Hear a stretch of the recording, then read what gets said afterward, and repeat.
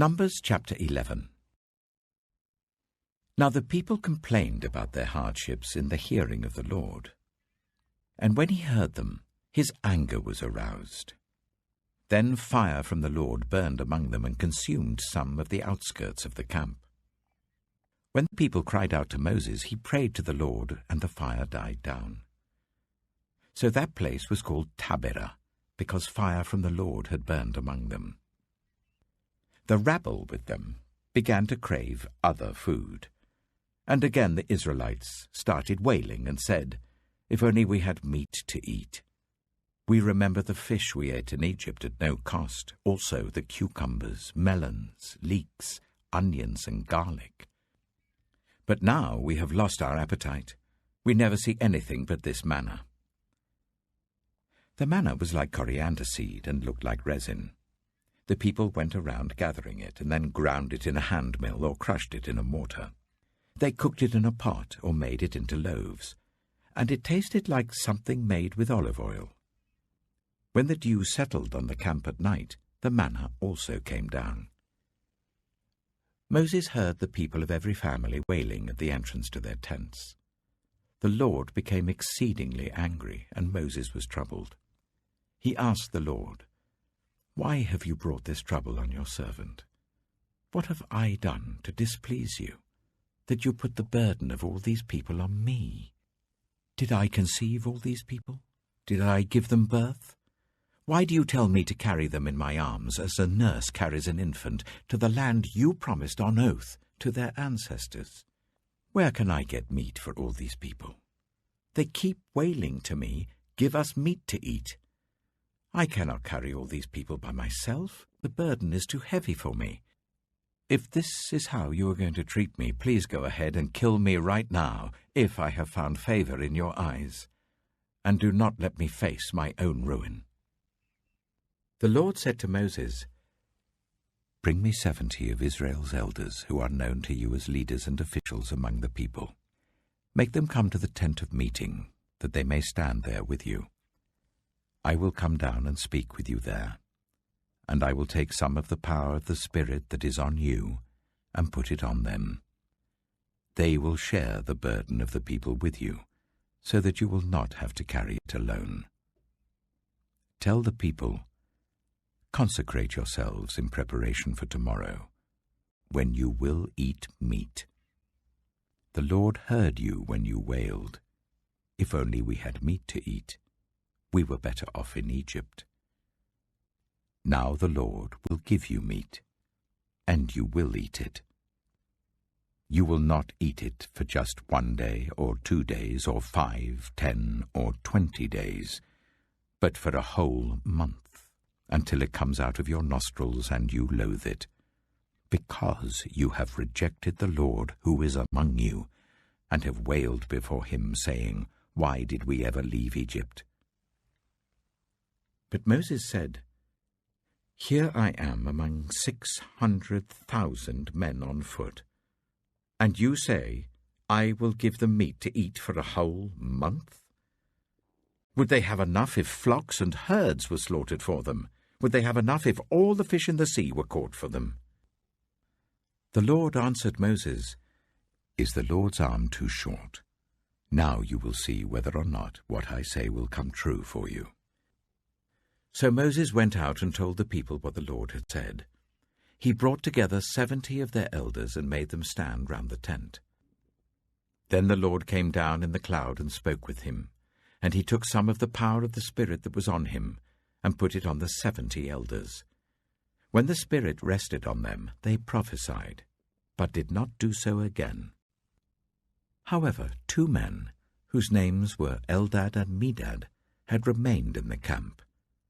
They were listed among the elders, but did not go out to the tent. Yet the Spirit also rested on them, and they prophesied in the camp. A young man ran and told Moses, "Eldad and Medad are prophesying in the camp." Joshua, son of Nun, who had been Moses' assistant since youth, spoke up and said, "Moses, my lord, stop them." But Moses replied, "Are you jealous for my sake? I wish that all the Lord's people were prophets, and that the Lord would put his Spirit on them. Then Moses and the elders of Israel returned to the camp. Now a wind went out from the Lord and drove quail in from the sea.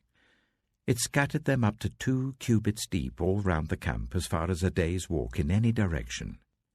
All that day and night and all the next day the people went out and gathered quail.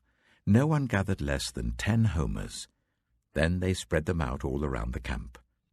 But while the meat was still between their teeth and before it could be consumed, the anger of the Lord burned against the people, and he struck them with a severe plague.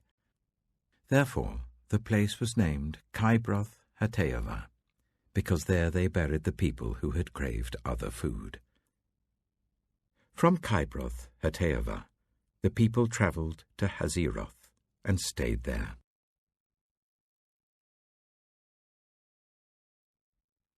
Numbers chapter 12. Miriam and Aaron began to talk against Moses because of his Cushite wife, for he had married a Cushite. "Has the Lord spoken only through Moses?" they asked. "Hasn't he also spoken through us?" And the Lord heard this. Now Moses was a very humble man, more humble than anyone else on the face of the earth. At once the Lord said to Moses, Aaron, and Miriam, "Come out to the tent of meeting, all 3 of you." So the 3 of them went out. Then the Lord came down in a pillar of cloud. He stood at the entrance to the tent and summoned Aaron and Miriam. When the 2 of them stepped forward, he said, "Listen to my words. When there is a prophet among you, I, the Lord, reveal myself to them in visions. I speak to them in dreams. But this is not true of my servant Moses. He is faithful in all my house. With him I speak face to face, clearly, and not in riddles. He sees the form of the Lord.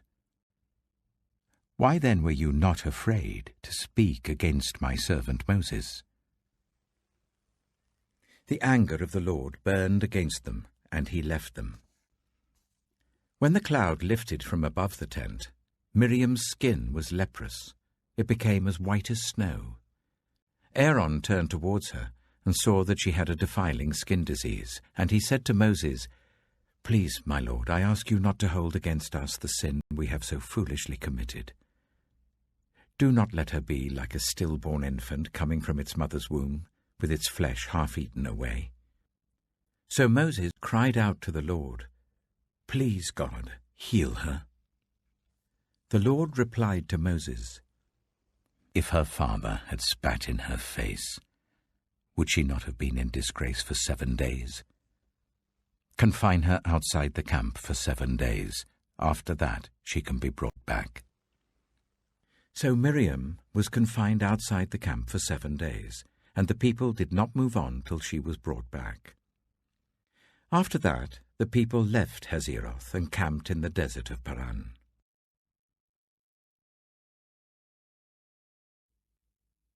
Mark chapter 8. During those days, another large crowd gathered. Since they had nothing to eat, Jesus called his disciples to him and said, "I have compassion for these people. They have already been with me 3 days and have nothing to eat. If I send them home hungry, they will collapse on the way, because some of them have come a long distance."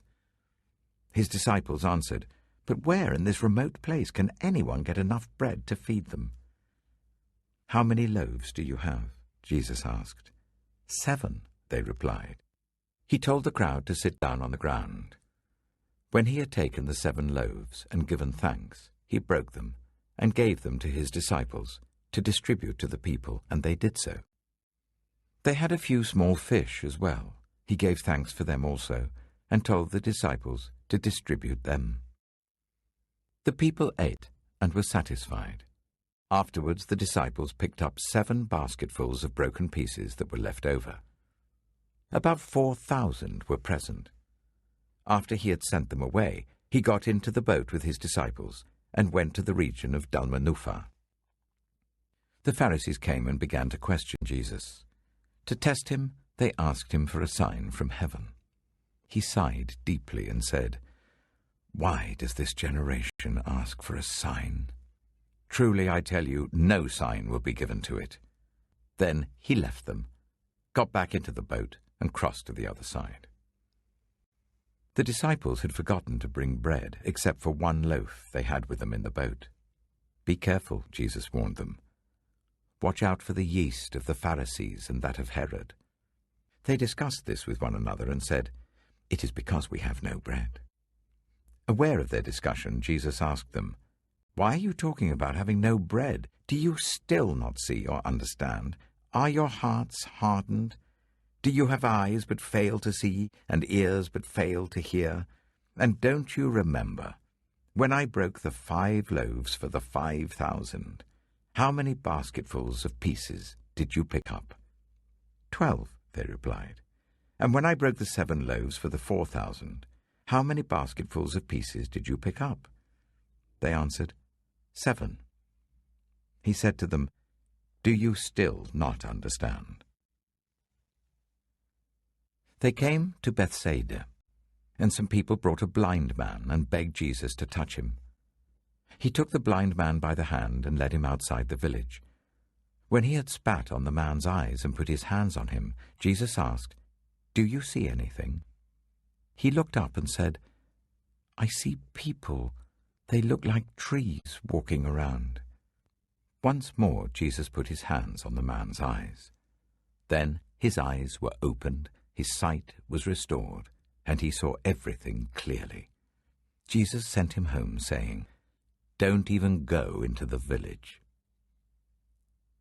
Jesus and his disciples went on to the villages around Caesarea Philippi. On the way he asked them, "Who do people say I am?" They replied, "Some say John the Baptist, others say Elijah, and still others one of the prophets." "But what about you?" he asked. "Who do you say I am?" Peter answered, "You are the Messiah." Jesus warned them not to tell anyone about him. He then began to teach them that the Son of Man must suffer many things and be rejected by the elders, the chief priests, and the teachers of the law, and that he must be killed, and after 3 days rise again.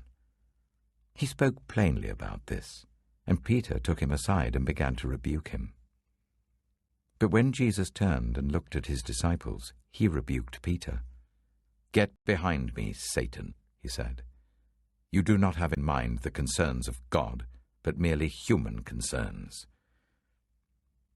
Then he called the crowd to him along with his disciples and said, "Whoever wants to be my disciple must deny themselves and take up their cross and follow me. For whoever wants to save their life will lose it, but whoever loses their life for me and for the gospel will save it. What good is it for someone to gain the whole world, yet forfeit their soul? Or what can anyone give in exchange for their soul? If anyone is ashamed of me and my words in this adulterous and sinful generation, the Son of Man will be ashamed of them when he comes in his Father's glory with the holy angels."